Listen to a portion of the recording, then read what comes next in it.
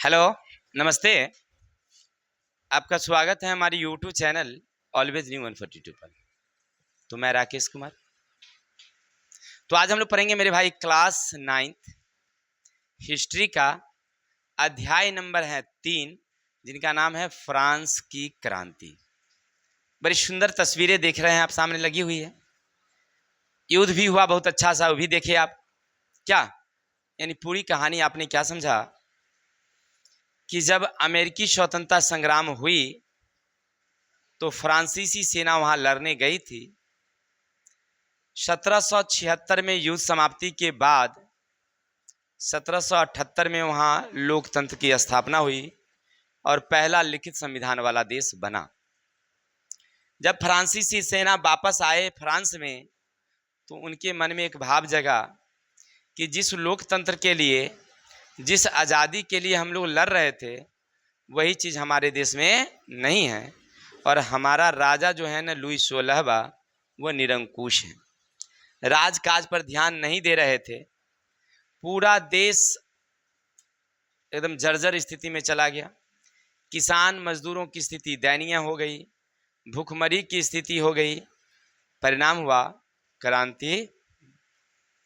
राजा के तरफ से किसी तरह का कोई आश्वासन नहीं। अंततः जो सामान्य जर्नल स्टेटस थे, जनसाधारण के लोग, वह 5 जुलाई 1789 को एक क्रांति करते हैं और राजा को पकड़कर जेल में।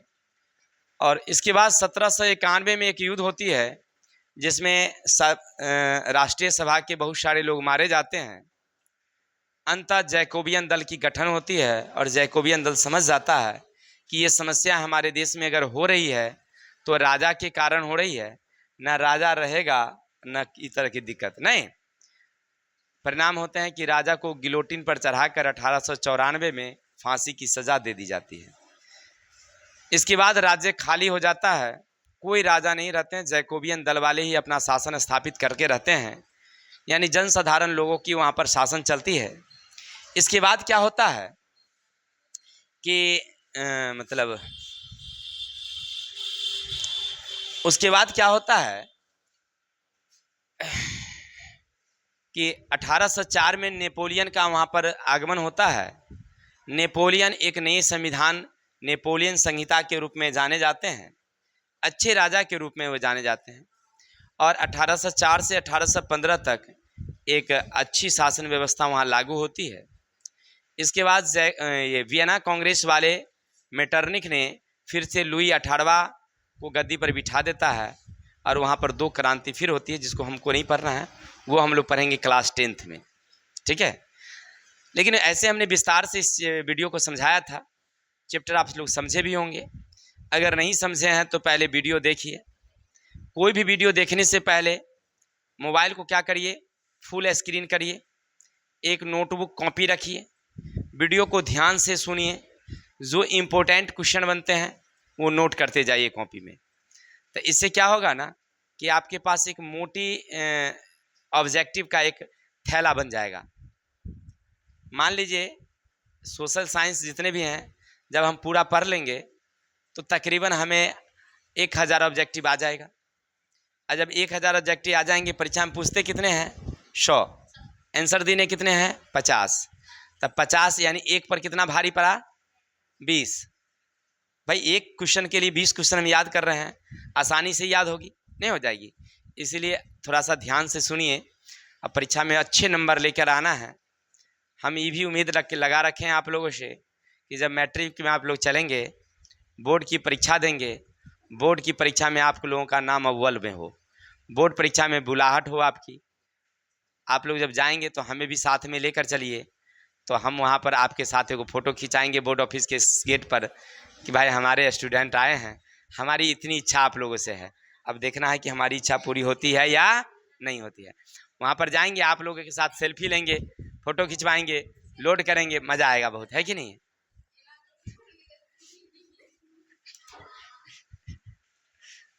चलिए आगे चले क्या, चलिए बाजी।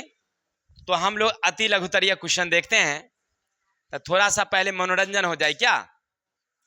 कहते हैं हिम्मत न खोना बहुत आगे जाना है। सुनिएगा, हिम्मत ना खोना, बहुत आगे जाना है। जिसने कहा था तुमसे नहीं होगा, उसे करके दिखाना है।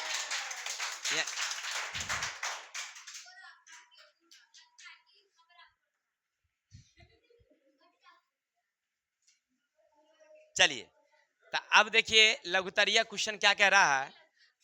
अति लघुतरीय, फ्रांस में करों का बोझ सबसे अधिक किस पर था? तो साधारण वर्ग, किसान, मजदूर पर। हम लोग कहानी सुने थे ना कि वहां पर समाज कितने वर्गों में बटा था? कौन कौन? एगो कुलीन, कुलीन, पादरी, जनसाधारण। तो कुलीन और पादरी वाले को कर देना था? बिल्कुल नहीं सर। टैक्स कौन देते थे? साधारण वर्ग देते थे। तो वही लिखा है कि करों का बोझ सबसे अधिक किस पर था? साधारण जनता पर थी, किसान और मजदूरों पर। किसी को दिक्कत? चलिए, विश्व कोश के संपादक कौन थे? विश्व कोश एक किताब का नाम है। विश्व कोश क्या है? एक। तो उसके संपादक कौन थे? तो उसका नाम था दिदरो। दिदरो नामक एक बौद्धिक लोग थे, लोगों को समाज सुधारक थे, समाज समझाते थे।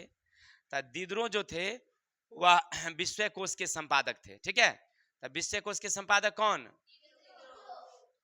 आगे, किसने कहा था 100 चूहों की अपेक्षा एक सिंह का शासन उत्तम है? वाल्तेयर ने कहा था। वाल्तेयर कहा था, हमको ध्यान में नहीं है, देख लेते हैं। एक मिनट, थोड़ा सा कंफ्यूजन। हाँ ठीक है, वाल्तेयर ने कहा था। किसने कहा था? 100 चूहों से, मतलब देखिए जैसे हम हैं, हमको 100 चूहा काट काट के खा रहा है, मृत्यु तो होगी ही, लेकिन दर्द होगा ज्यादा। सिहबा आए के लपक दे तो मरेंगे तो जरूर है, लेकिन दर्द होगी कम। तो कौन मरना अच्छा रहेगा? शेरे वाला ना अच्छा रहेगा जी। चूहा तो नुच नुच के खाएगा, नुच नुच के खाएगा, कितना कष्ट होगा क्या?